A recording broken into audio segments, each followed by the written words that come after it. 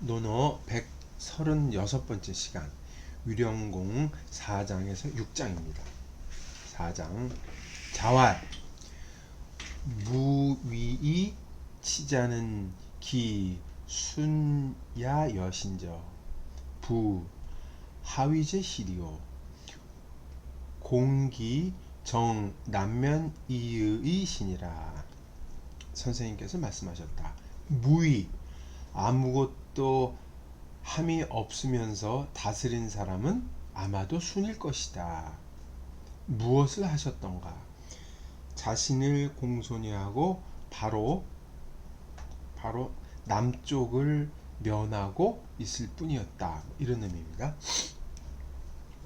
무이란 언어가 나왔어요. 우리 통상적으로 무이는 도가의 언어다 얘기를 하고 있지만 육아에서도 사용하고 있다는 면에 주의를 좀 할 필요가 있겠습니다. 이 학파로 자꾸 뭘 보는 게 글을 읽는데 방해가 될 수 있다는 걸 제가 몇 번 말씀드렸는데 여기도 이제 그거에 해당한다고 볼 수가 있겠습니다. 육아건 도가건 후대 언어를 사용한다면 육아건 도가건 무이라는 말에는 어떤 통치자의 자기 수양, 덕을 기른다 라는 것이 공통적으로 깔려 있습니다. 이 장에서는 특히 이제 공기, 자기를 공손히 한다는 말로 공자는 이제 표현을 했죠. 통치자의 덕이 백성을 감화시킨다는 그 육아의 기본 사고가 여기에도 이제 있습니다. 그 앞에서 중용을 인용하면서 군자 독공이 천하평이라. 그 군자는 그 공손함을 독실하면 독실히 행동하고 공손하게 하면 천하가 이제 평화로워진다.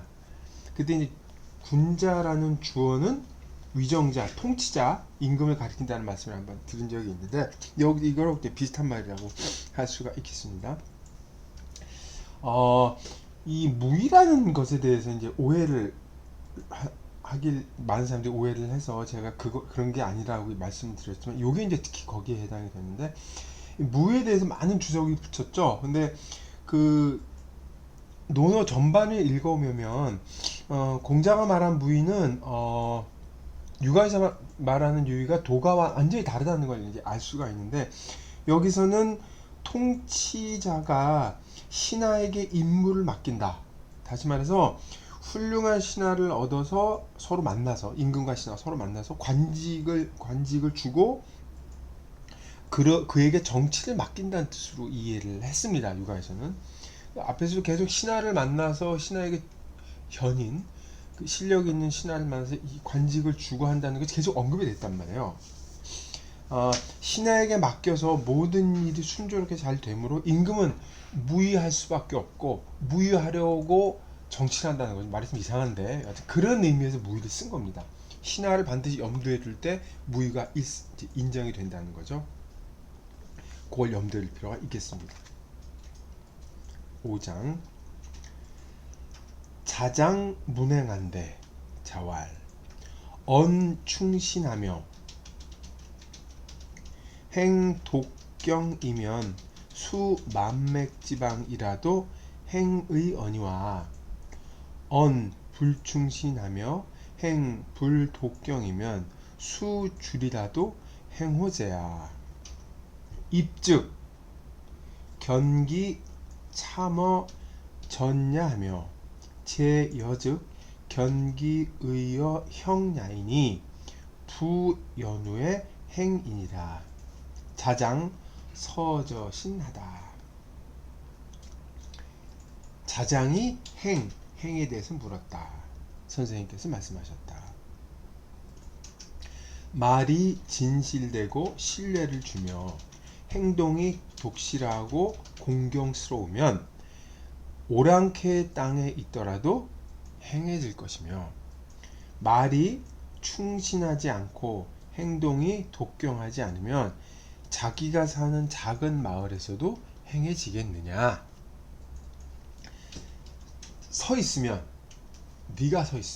네가 가만히 서 있으면 그것이 충신이 네 앞에 펼쳐지고 펼쳐진 걸 보는 거죠. 펼치는 걸 보고 술에 있으면 그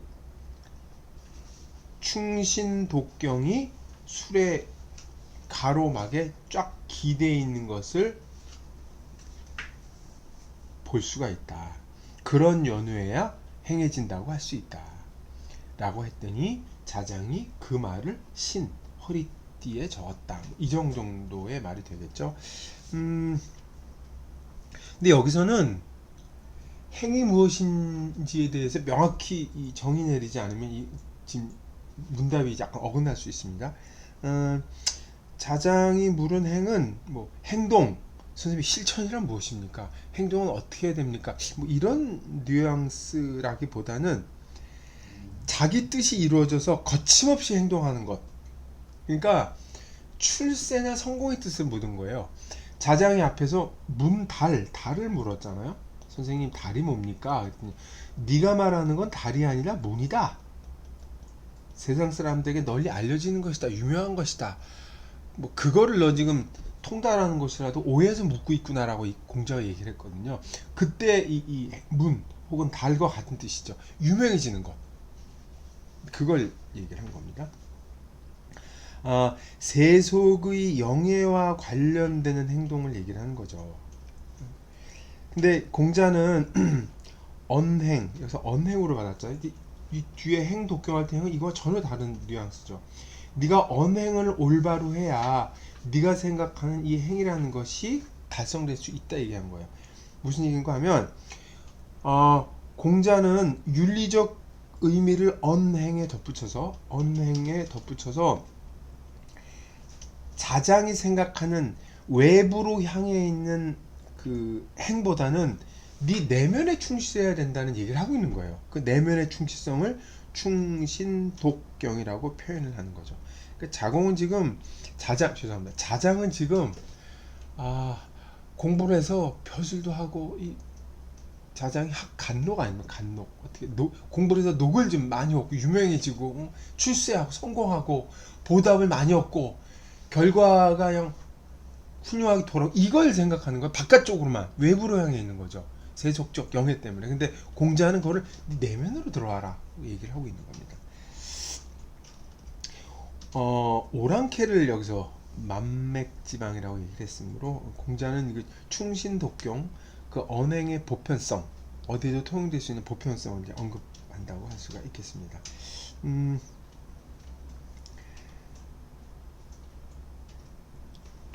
독경충신이라는 것이 윤리적 덕목이긴 한데 그렇다고 해서 이것을 관념으로만 머릿속에 아니면 마음속에 무슨 모토로만 해서는 이게 제대로 될 수가 없다는 거죠.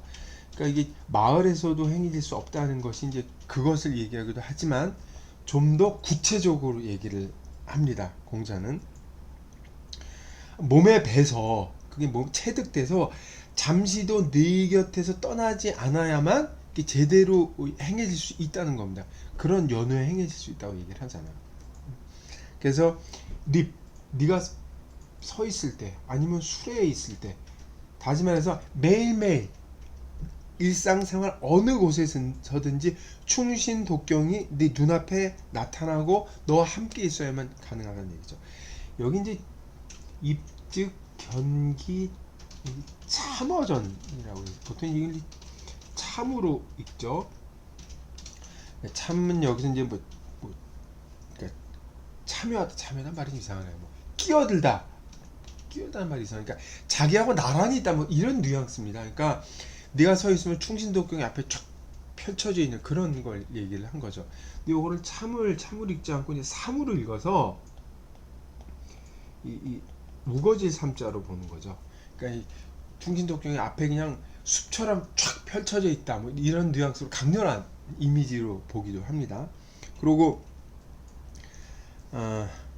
이 뭐라 그럴까 신이 나한테 허리띠라고 해석을 했는데 허리띠라기보다는 그러니까 허리띠를 메고 늘어진 부분이 있죠. 늘어진 부분을 들어서 이렇게 기록을 했다는 겁니다.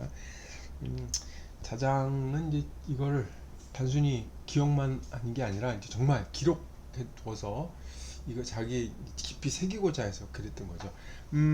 이런 기록, 이제 이거를 다르게 보면 이런 식으로 제자들이 기록을 했기 때문에 선생님의 말이 남게 된 거죠. 그 증거로 요 서저시 읽으면 상당히 재밌는 공자의 그 남게 된 이유를 추측할 수 있는 그런 에피소드로 볼 수도 있습니다. 6장입니다. 자왈 직제라 사어요 방유도 여시하며 방무도 여시로다. 군자제라 거배곡이여 방유도 즉 사하고 방무도 즉 가곤이 회지로다. 곧구나 정직하구나 올곧구나 사오여 나라에 도가 있을 때는 화살 같고 나라에 도가 없을 때에도 화살 같구나. 군자로다 거배곡이여 나라에 도가 있을 때는 벼슬을 하고 나라에 도가 없을 때는 거두어 들여서 마음에 품는구나. 이 정도의 뜻입니다. 위나라의 두 대부 사어라는 사람하고 앞에서 나왔던 거배곡을 칭찬한 말입니다. 여기서 사어는 사추로 보통 알려져 있죠.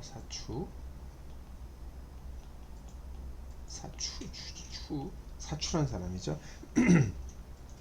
이 화살처럼 고닿다고 칭찬을 했는데 우리나라는 이걸 뭐 대쪽 같다 뭐 이렇게 얘기하죠. 고닿던 사람인데 이 사람은 죽어서까지 임금에게 간언을 했다는 기록이 보여요.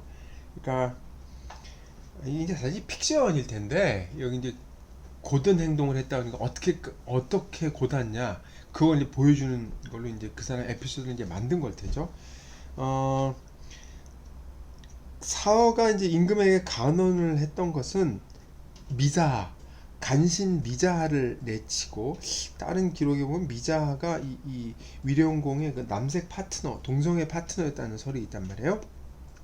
그러니까 간신 미자하를 내치고 현인 거배곡을 쓰라고 이제 간언을 했는데 임금이 안 듣죠.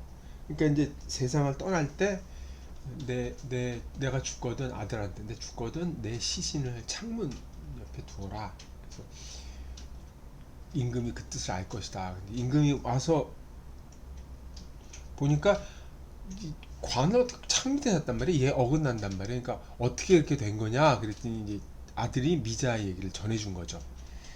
예, 그래서 임금이 그때 깨달음을 얻고서 미자를 내치고 그 거배곡을 썼다 뭐 그런 얘기가 보입니다.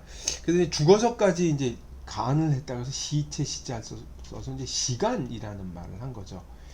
그러니까 그 정도로 이 고든 사람이기 때문에 공자가 나라에 도가 있을 때도 화살처럼 곧더니 나라에 무도할 때도 이 화살처럼 고든 자세를 유지했다 이렇게 칭찬을 한 것이죠. 거배곡은 앞에서 공자한테 이 메신저 메신저를 보냈던 사람이죠. 90살이 넘도록 살았다고 제가 말씀을 드렸고 60살까지 끊임없이 자기를 바꾸고 갱신했던 그런 사람이죠. 거배공은 위나라 헌공이 이제 무도한 행동을 하자 벼슬을 그만두고 고국을 떠난 적이 있습니다. 그걸 두고 이제 칭찬. 다른 일도 있는데 그런 걸 두고 얘기를 한 거죠. 공자는 그 사어가 곧게 행동한 것에 대해서 당연히 칭찬을 하지만 거배곡의 융통성 있는 거배곡의 행동에 아마 마음이 더 갔던 것 같아요. 그러니까 나라에 도가 있으면 당연히 벼슬을 해야 되죠. 근데 나라에 도가 없을 때 벼슬을 걷어들이고 자기 능력을 걷어들이고 등력을 품고서 하는 거는 진짜 하기 힘들다는 거죠. 그러니까 상황을 보고 그에 따라 판단하면서 움직이는 능력이 정말 군자다운 행동이라고 했던 거죠. 그러니까 직이란 말도 칭찬이지만 군자라고 한 말에는 그 사람의 전 인격, 모든 인격을 칭찬한 것으로 볼 수가 있어서 거배곡을 더 한층 더 높게 본 것이 아닌가 그런 칭찬으로 읽을 수가 있겠습니다. 네, 이상 136번째 강의를 마치겠습니다.